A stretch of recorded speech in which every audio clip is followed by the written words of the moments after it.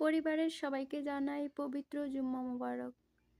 আসসালামু আলাইকুম এভরিওয়ান।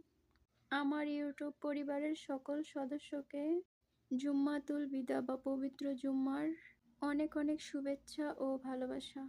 জুম্মার দিনটি মুমিন মুসলমানদের জন্য অত্যন্ত বরকতময় এবং আনন্দের একটি দিন। আল্লাহ তাআলা আমাদের আজকের এই দিনের সকল দোয়া কবুল করুন।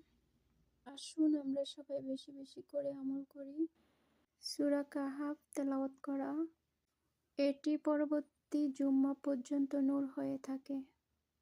আসরের পর থেকে মাগরিব পর্যন্ত দোয়া কবুল করা, এ সময়ে দোয়া কবুলের বিশেষ মুহূর্ত থাকে। ভিডিওটি ভালো লাগলে লাইক, কমেন্ট, শেয়ার করে পাশে থাকুন। চ্যানেলটি সাবস্ক্রাইব করতে ভুলবেন না।